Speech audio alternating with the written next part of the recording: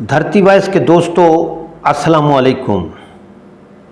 معزز سامعین، فقیر اے پی نے 1938 سے لے کر 1947 تک برطانوی سامراج کے خلاف گوریلا کارروائیوں کے ذریعے ناک میں دم کر رکھا تھا اور ان کے کئی منصوبے خاک میں ملائے۔ ایک وقت میں تو 40,000 برطانوی افواج بھی ان کو گرفتار کرنے میں ناکام رہی۔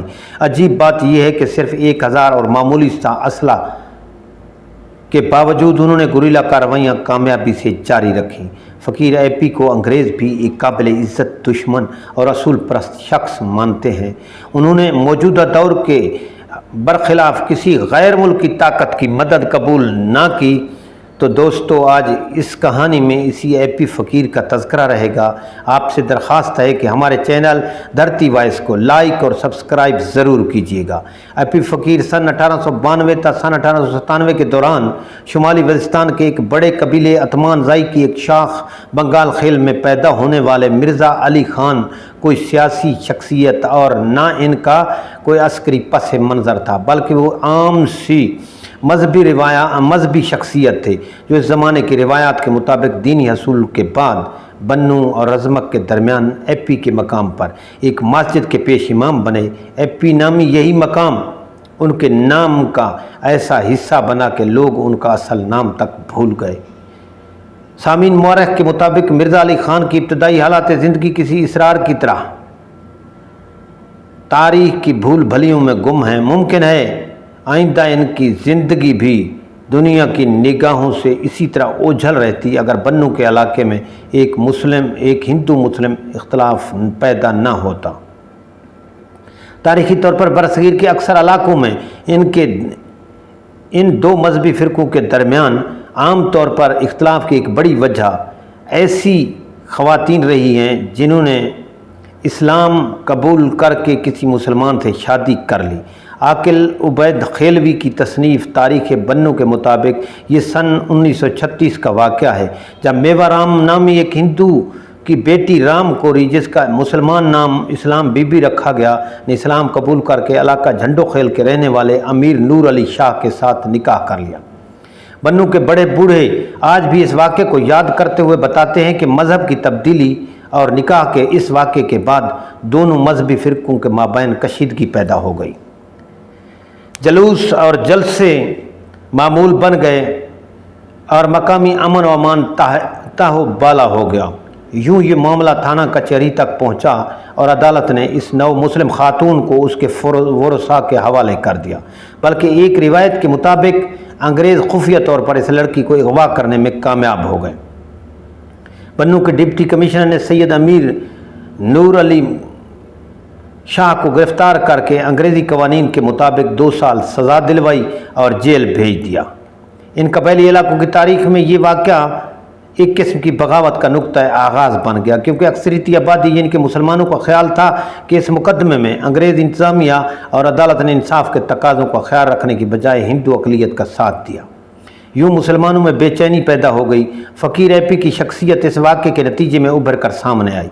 اس سے وزیرستان میں آگ بڑے اٹھی۔ حاجی مرزا علی خان نے قوم توری خیل قبائل کے سامنے اپنے جنگی عزائم رکھے اور لڑکی کی بے عزتی کا بدلہ لینے کا اعلان کیا۔ حاجی مرزا علی خان نے اپنے خاندان توری خیل کو جنگ پر آمادہ کرنے کی بہت کوشش کی، مگر توری خیل و مدہ خیل قبائل نے انگریز سے لڑنے سے انکار کر دیا۔ قوم سے مایوسی کے بعد آپ نے علماء وزیرستان سے رجوع کیا تو مئی 1938 کو ایدک کے مقام پر دیوبندی علماء و عمائدین اتمان زائی کی موجودگی میں تحریک ریشمی رومال اور جمعیت علماء ہند قبائل کے اولین امیر مولانا قمر زمان دیوبندی نے وزیرستان کی سرزمین پر پہلا جہاد کا فلسفہ جاری کیا اور انگریز کے خلاف میدان جنگ میں اتر گئے۔ مولانا قمر زمان دیوبندی نے اسی جگہ میں ایک جنگی تنظیم بنائی جس کو غازی کا نام دیا گیا، اور اے پی فقیر حاجی مرزا علی خان علماء دیوبند کی بھرپور تائید سے جرگے نے تنظیم غازی کے لیے اے پی فقیر کو امیر جبکہ مولانا عبدالرحمن دیوبندی کو منظم اعلیٰ آف پختونستان منتخب کر لیا۔ دیگر میں مولانا ظاہر شاہ دیوبندی کو پروپیگنڈا سیکرٹری جبکہ ملک رستم خان ملک جلال خان کو خزانچی بنا دیا۔ عاقل عبید خیلوی کی تصنیف تاریخ بنو کے مطابق یہی رام کوری کا واقعہ اس تنظیم کے وجود کا مرکز بنا۔ اس کے بعد فقیر اے پی نے انگریزوں کے خلاف بڑی کارروائیوں کا آغاز کیا۔ 1939 کے دوران سرحدی خطے میں قبائلی شورشوں اور چھاپوں کا سلسلہ بدستور جاری رہا۔ برطانوی اخبار ٹیلی گراف نے 15 نومبر 2001 کو ایک مضمون میں کہا تھا کہ برطانوی حکومت نے اس بغاوت سے نمٹنے اور اے پی فقیر کا سراغ لگانے کے لیے 40,000 سے زیادہ فوج تعینات کی اور $15 لاکھ خرچ کیے تھے، لیکن یہ سب بیکار تھی۔ ناکامی کے بعد دسمبر تک برطانوی حکومت نے تمام فوجیں وزیرستان سے واپس اپنی چھاؤنی میں لے گئیں۔ برطانوی حکومت نے مسولینی کی سربراہی میں اٹلی کی حکومت پر الزام لگایا کہ وہ فقیر اپی کی لشکر کی جنگی صلاحیت کو بڑھا رہا ہے۔ ڈیلی ہیرالڈ کی 16 اپریل 1938 کی ایک رپورٹ میں دعویٰ کیا گیا کہ اٹلی کا ڈکٹیٹر مسولینی صوبہ سرحد میں برطانوی حکومت کے خلاف قبائلی بغاوت کی سرپرستی کر رہا ہے، لیکن کابل میں انٹیلیجنس نگرانی کے باوجود انگریزوں کو اطالوی ملوث ہونے کی درست ثبوت نہیں ملے۔ پھر یہ افواہیں جاری رہیں۔ فقیر اے پی کی سربراہی میں قبائلی بغاوت 1947 تک رہی، جب دوسری جنگ عظیم اٹلی اور جرمنی کی اتحادیوں کی شکست کے ساتھ ختم ہوئی۔ اس کے باوجود غازی 1938 مقابلے میں زیادہ متحد اور طاقتور بن کر ابھری۔ مسعود وزیر بٹرنی اور داوڑ قبائل نے فقیر اے پی کے لشکروں کی مکمل حمایت کی۔ 1946 میں ایک بار پھر برطانوی وائسرائے نے قبائلی لشکروں سے نمٹنے کی کوشش کی، لیکن آخرکار برطانوی محاذوں پر فارورڈ پالیسی ناکام ہو گئی۔ بہرحال فقیر اے پی کی گوریلا پالیسیاں اگست 1947 میں قیام پاکستان کے بعد بھی جاری رہیں۔ 21 جون 1947 کو پشتون قوم اور حاجی مرزا علی خان تنظیم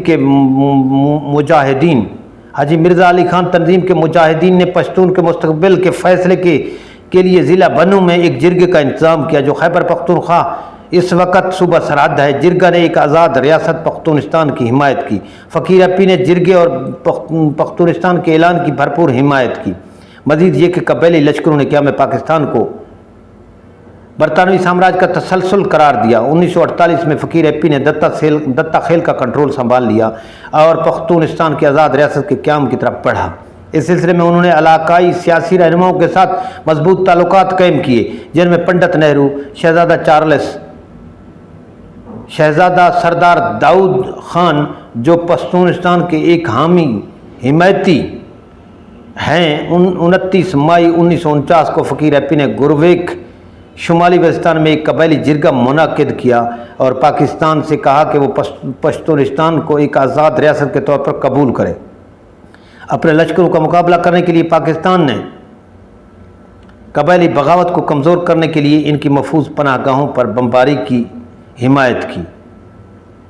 1953 اور 54 میں پاک فضائیہ کے نمبر 14 سکواڈرن نے میرن شاہ ایئر بیس سے ایک آپریشن کی قیادت کی اور فقیر اے پی پر بھرپور بمباری کی۔ طاقت کے استعمال کے باوجود فقیر اے پی نے کبھی ہتھیار نہیں ڈالے۔ بالآخر 16 اپریل 1960 کو ایک دمے کی بیماری سے وفات پا گئے۔ آج تک انہیں نوآبادیات اور استعمار کی افواج کے خلاف پشتون مزاحمت اور جدوجہد کی علامت کے طور پر یاد کیا جاتا ہے۔